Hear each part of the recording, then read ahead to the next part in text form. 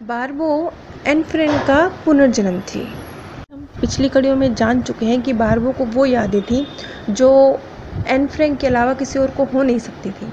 खैर, अब इससे भी आगे बढ़ते हुए, क्योंकि जब हम पुनर्जन्म के किसी केस का जिक्र करते हैं, क्योंकि यहाँ पर ये भी बात आती है ना कि हम भी जानना समझना चाहते हैं कि अगर किसी का पुनर्जन्म होता है तो वो किस तरीके से, क्या सिमिलैरिटीज़ होती हैं, कैसे हम जान सकते हैं कि वो हमारा ही प्रियजन है जिसने हमारे ही घर में रीबर्थ लिया है या कहीं और रीबर्थ लिया है।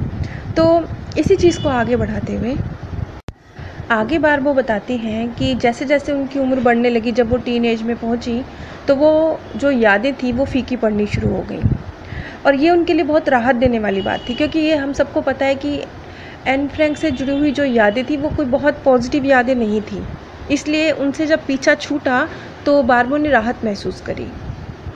लेकिन आश्चर्यजनक रूप से जब बारबो अपने जीवन के चौथे दशक में पहुंची तो एक बार फिर से उसे एन फ्रैंक की यादें आनी शुरू हो गई।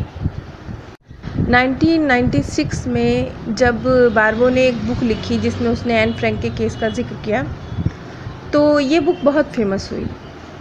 वैसे तो बारबो ने डॉक्टर वाल्टर को, जो कि पुनर्जन्म के केस पर स्टडी कर रहे थे, उनको इस विषय में कुछ नहीं बताया था कि वो एन फ्रैंक जैसी दिखती है। उसने सिर्फ अपनी यादों का जिक्र किया था कि किस तरीके से उसे कितनी गहरी यादें हैं एन फ्रैंक से जुड़ी हुई। लेकिन जब डॉक्टर वाल्टर बारबो से मिले तो बारबो का चेहरा उनको एन फ्रैंक के चेहरे से मिलता जुलता लगा, कुछ समानताएं लगी। मैंने कुछ फ़ोटोज़ भी शेयर करी हैं, उसमें आप देख सकते हैं कि एन फ्रैंक और बारबो के चेहरे में क्या समानताएं हैं। सिर्फ चेहरे का स्ट्रक्चर सेम नहीं था, बल्कि इसके अलावा उनके व्यक्तित्व में भी बहुत सी समानताएं थी। जैसे कि एन फ्रैंक को प्रकृति से बहुत प्रेम था, तो उसी तरीके से बारबो भी जब टीन एज में थी, जब वो 16 वर्ष की आयु में थी, तो वो अपने 2 घोड़े, 2 कुत्ते, 2 बिल्लियाँ, 1 भेड़, मुर्गियाँ, चूज़े, इतने सब अपने पेट लेकर वो एक जंगल के कॉटेज में चली गई थी। बारबो को भी एन फ्रैंक की तरह ही प्रकृति से और इन जीव जंतुओं से बेहद प्रेम है।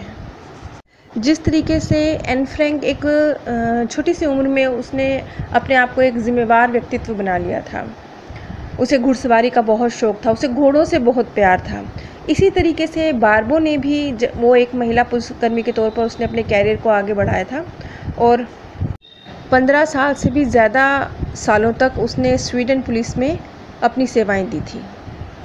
वो जो एन फ्रैंक के व्यक्तित्व में एक जिम्मेदारी का भाव था, वो बारबो के व्यक्तित्व में भी था। एन फ्रैंक का झुकाव जैसे थोड़ा सा कामुकता की तरफ था, उसी तरह से बारबो भी, उन्होंने भी बहुत जल्दी, बहुत छोटी आयु में विवाह किया था और 18 वर्ष की आयु में वो गर्भवती भी हो गई थी। वास्तव में जो एन फ्रैंक के अंदर जो इच्छाएं थीं, क्योंकि वो बहुत छोटी आयु में उसकी मृत्यु हो गई, तो वो जो इच्छाएं थी वो बारबो के रूप में बहुत जल्दी उसके जीवन के शुरुआती दौर में ही पूरी हो रही थी। अब जैसे बारबो बहुत ज़्यादा एक आध्यात्मिक व्यक्तित्व है और वो एक बहुत मैच्योर सोल है, छोटी सी उम्र में भी उसमें एक मैच्योरिटी नज़र आती है। इसी तरीके से एन फ्रैंक भी बहुत छोटी आयु में एक बहुत मैच्योर व्यक्ति की तरह बिहेव करती थी। इसी तरीके से बारबो भी एंड द वुल्व्स हाउल में बचपन में किस तरीके से वो भगवान से अपनी मुलाकात करती हैं, इस चीज़ का वर्णन उन्होंने इस बुक में किया है। जैसे एन फ्रैंक बहुत ज़्यादा आध्यात्मिक प्रवृत्ति की थी, उसी तरीके से बारबो भी परमात्मा की तरफ बहुत गहरा झुकाव रखती है। अब एन फ्रैंक की मृत्यु जिस तरीके से हुई, वो इस वजह से बहुत प्रसिद्धि को प्राप्त नहीं हुई, क्योंकि उस समय पर तो ऐसी मृत्यु बहुत लोगों को प्राप्त हुई थी। लेकिन जो उनकी लेखन प्रतिभा थी, उसके बल पर उन्होंने जो वर्णन किया अपने जीवन का और उस डायरी में उतारा, वो जो पाठक हैं उनके दिल दिमाग पर छा जाता है। बिल्कुल ऐसे लगता है जैसे जीवंत हो गया है सब कुछ, एन फ्रैंक का जीवन उनके सामने जीवंत हो गया है जब वो उस पुस्तक को पढ़ते हैं, तो इस तरीके से प्रतीत होता है। इसी तरीके से बारबो में भी बचपन से ही लिखने की कला है। यहाँ पर ये चीज़ महत्वपूर्ण है कि एन फ्रैंक हमेशा से एक राइटर बनने की इच्छा रखती थी। इसी तरीके से बारबो भी बचपन से इस एबिलिटी के साथ पैदा हुई और वो बहुत जल्दी, बहुत छोटी उम्र में, 12 साल की उम्र में वो राइटर बन भी गई। 12 साल की उम्र में जो उन्होंने पुस्तक लिखी द वुल्फ हाउल, वो बहुत एक प्रसिद्ध पुस्तक मानी गई। वो बहुत उसकी सबसे ज़्यादा बिक्री जिस पुस्तक की हुई है उसे माना गया। और 12 से 17 साल की उम्र के बीच में बारबो ने लगभग 9 किताबें लिखी। यहाँ तक कि जो लोगों ने रिसर्च करी उन्होंने इस बात को भी समझा कि जो दोनों की लिखने की कला है, क्योंकि हर राइटर का लिखने का एक अलग तरीका होता है, वो भी दोनों में सिमिलर है। हालांकि कुछ लोग जो इसके विरोध में हैं वो ये कहते हैं कि बारबो जानबूझ के एन फ्रैंक की तरह ही लिखती है, ये दिखाने के लिए कि वो एन फ्रैंक का रिवर्थ है। लेकिन इसे सिर्फ इसी बात को लेकर खारिज नहीं किया जा सकता, क्योंकि सिर्फ यही एक बात नहीं है ना कि दोनों की लिखने की कला सेम है, और भी तो बहुत सारी समानताएं हैं। जबकि खुद बारबो कहती हैं कि जो उन्होंने राइटिंग का कार्य अपना शुरू किया उससे पहले उन्होंने एन फ्रैंक की कुछ पुस्तकें नहीं पढ़ी थी। वो उससे पहले ही अपने राइटिंग एबिलिटी पर काम करना उन्होंने शुरू कर दिया था। इसी तरह से एम्स्टर्डम जाने से पहले वो एन फ्रैंक के बारे में कुछ जानती भी नहीं थी, क्योंकि कोई पुस्तक उन्होंने एन फ्रैंक की पढ़ी नहीं थी, कुछ नहीं वो जानती थी। वो तो बाई चांस जब उनका एम्स्टर्डम जाने का प्रोग्राम हुआ तो एक और चीज़ निकल कर सामने आई। अब एन फ्रैंक का जो लेखन था वो ऐसा था कि वो जो मानवीय गुण होते हैं, मतलब जैसे कि किसी मानव का एक स्ट्रक्चर खींच देती थी बुक के अपनी राइटिंग में।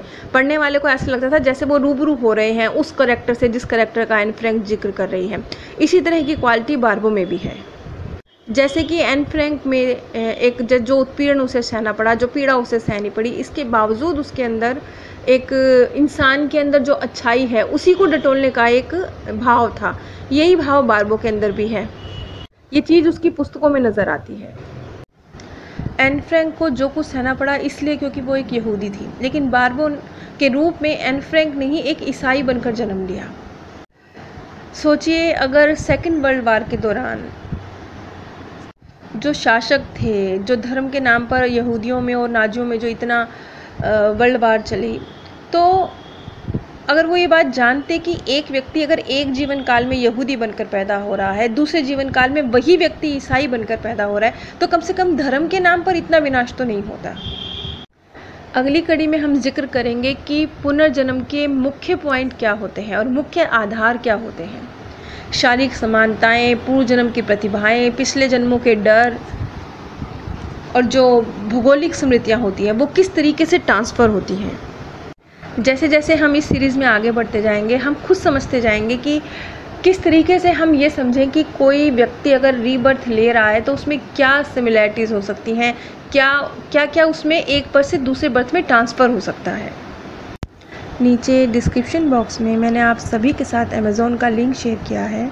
अगर आप इस लिंक के माध्यम से कुछ भी परचेज़ करते हैं तो बिना कोई आर्थिक नुकसान उठाए भी आप इस ज्ञान के प्रसार में सहयोग दे सकते हैं और लाखों लोगों के दिलों से निकलती सच्ची दुआओं के हकदार बन सकते हैं। मैं उम्मीद करती हूँ कि ये एक छोटा सा सहयोग जिसमें आपको कोई आर्थिक नुकसान नहीं है मुझे आप सभी से ज़रूर मिलेगा। आप सभी पर परमात्म सौंदर्य, प्रेम और आनंद सदैव बरसता रहे। आप सभी दिव्य परम धाम में स्थान प्राप्त करें। बारबो एन फ्रैंक का पुनर्जन्म थी। हम पिछली कड़ियों में जान चुके हैं कि बारबो को वो यादें थी जो